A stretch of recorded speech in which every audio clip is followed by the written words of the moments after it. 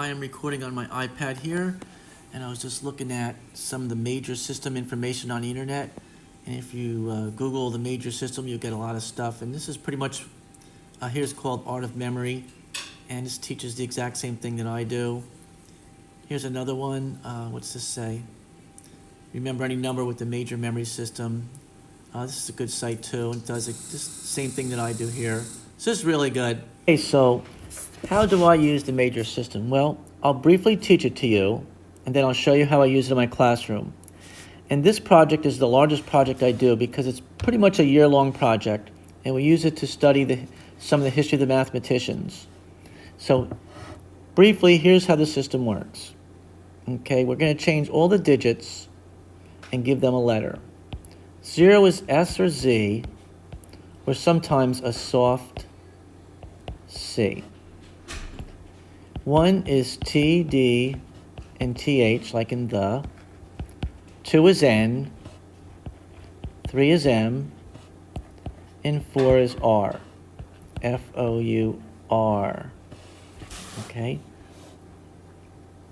Notice that the N has 2 strokes down and the M has 3 strokes down. All right? So let's continue. Oops. 5 is L.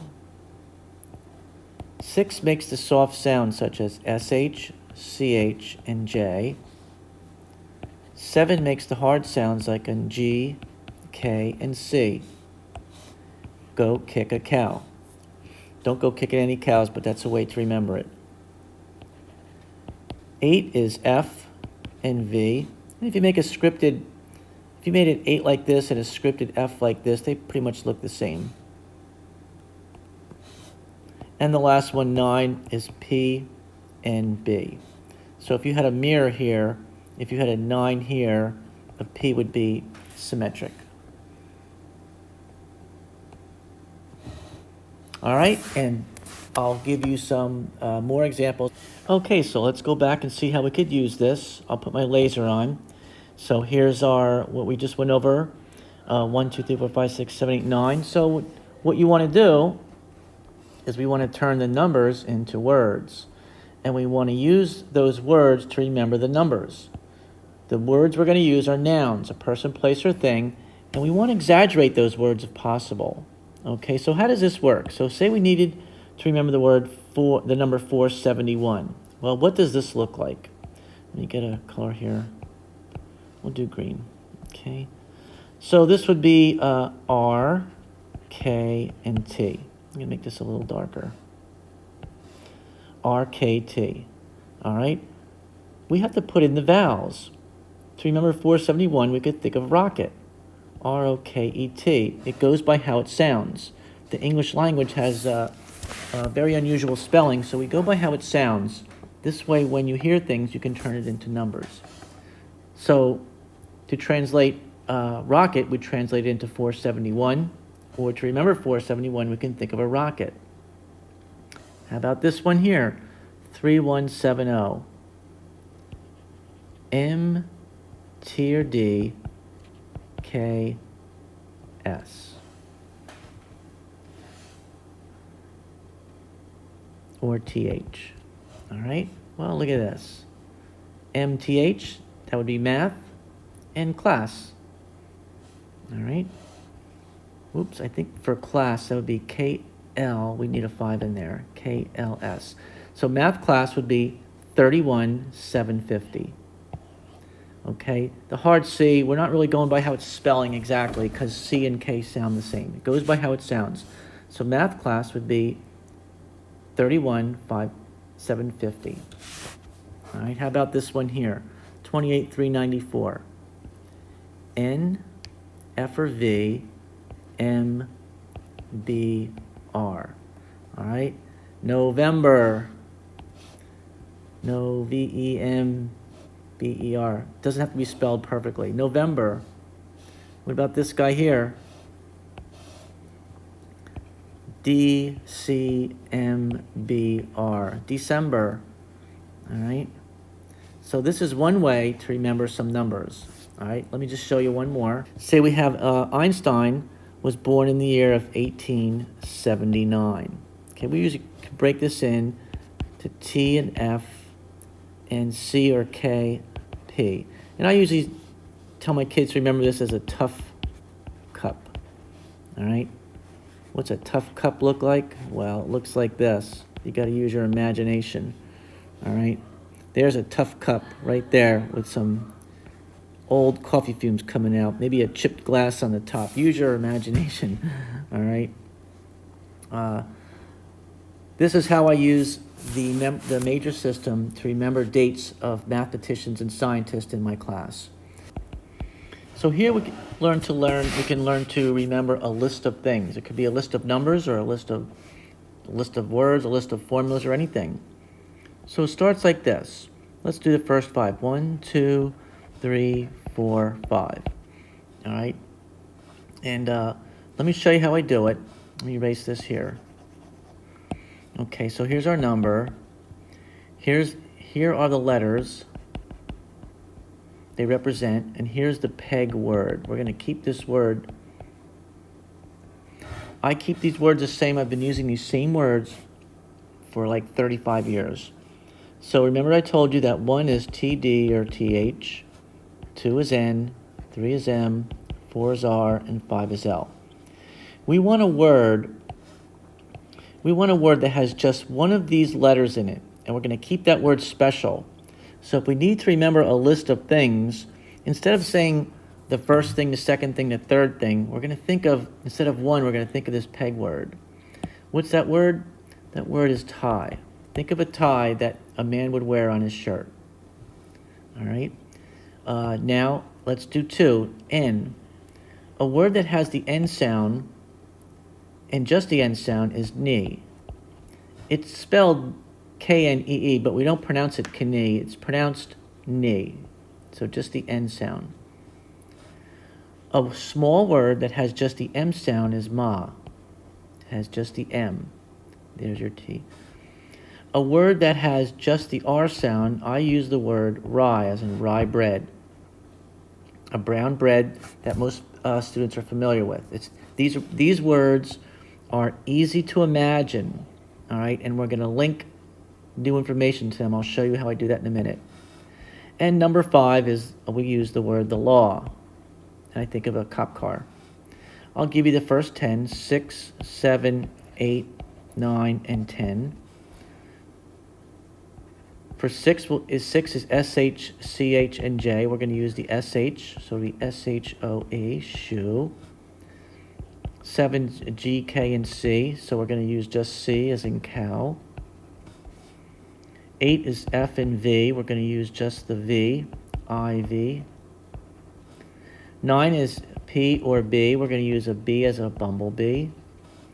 And 10 is composed of a TD and TH. We'll use the T. And the 0 is S, and the word is toes. Because 1 is T, and 0 is S. So how do we use this? Well, if I said you need to remember these 10 things or 10 formulas, we're going to link our new information to the peg words. Here's the new information.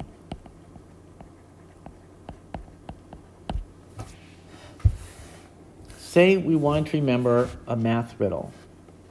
Okay, you can think of a person, a tie, and on the tie, maybe it's like a green tie with a big question marks and things. And we wanted to know a math riddle. I'll just spell it R-I-D-L-E. All right. Say for the second thing that you want to remember is the acronym PAM for People Against the Machine. And I'm going to put no mover. And I'll show you what this is all about in a minute. Okay? And the third thing I want you to do, so think of your knee hitting this I do this in my class to remember pi. PAM is a big rock. So it's a PAM unit. So think of your knee hitting a big rock. For the tie, think of a math riddle, knee. And for your ma, the third thing I want you to remember is your mom hitting her chin on a chair. Chin chair. okay? And I'll show you where all this is going in just a minute, okay? So the key here is to visualize. The first thing, if I say the first thing, think of tie, and then on the tie there's a math riddle. The second thing I want you to remember is think of knee. Instead of two, think of knee, and think of your knee hitting this PAM unit, or a bottle of PAM, that spray PAM to keep things from sticking. And three is M, so think of your ma hitting her chin on a chair. Okay? Okay, so let's pick up where we left off. I gave you these three things to remember. Let me show you how I use it in my math class to remember the dates of mathematicians. And after a few days in the beginning of the year, it gets real easy. So for example, we study the scientists like, oops, let me put my pen on, G.H. Hardy. All right. He was born in the year of the tough cake. All right. You can visualize a tough cake, so that's going to be 1877. Carl Gauss, Gauss, dog cake. Okay, DGCK, so that's 1777. How about, what else we got? How about Bernard Ryman, R-I-E. All right, he's in the Dive-In Show. DVN-SHW, 1826. So I can think of these pretty much like right off the top of my head. Fan Chung. I always try to get different female mathematicians, some of the older ones and some contemporaries, because they've always been discriminated against in the past. So I always make it an effort to present 3, 4, 5 different female mathematicians. Fan Chung, let's see, she's Tub Ruby. So that's TBRB, 1949. She's still alive. Paul Erdesh, E-R-D-O-S. It looks like Erdesh. It's Erdesh. He's on the top team. So that's TPTM, 191TEAM. So 1913. Marianne Marzanhani. I'll put Mirzakhani. She's the Iranian woman who was the first person to win the Fields Medal. And she's the top cookie. So that's TPCK, that's 1977. We do another one, Sofia, S-O-F-I-A, Kovalevsky. It's A-Y-A. She was a Russian mathematician, and the fleas. So it'd be THFLS 1850. Okay, so I'm at home right now recording this, and tomorrow in the classroom, I'll show you pictures of this. Okay, so here's one way that I use the major system and the PEG system. So I teach my students, some mathematicians. It only takes a few minutes, one time a week. It's real quick and fast. So here's Gauss, and he's the year he was born was, dog cake, so that'd be 1777. This is Bernard Ryman. Dive-In Show, 1826. G.H. Hardy, Tough Cake, that'd be 1877. And he had Ramanujan come over and work with him from India. So he'd be 1887. Here's one of my favorite mathematicians, Paul Erdesh, the Hungarian mathematician. He liked working with students, top team. So he was born in 1913. Fan Chung, her husband, Dr. Graham, has the largest named number, and she worked with girls, tried to encourage them into math and science. She's a mathematician. Tub Ruby, so that'd be 1949. This is Mariam Marzanhani. She's Iranian. She's the first woman to win the Fields Medal. So top cookie, that'd be 1977. And Sofia Kovalevsky, she is a Russian mathematician that worked with Weierstrass, so she was born in 1850. All right, so this is the way I use the major system and the PEG system to teach a little bit about the mathematicians. If you're interested, I also do another project called the Century Club. It involves with the PEG system and Pi, and students can learn Pi a very simple, easy way. And if there's interest, I'll show you how I work all that out.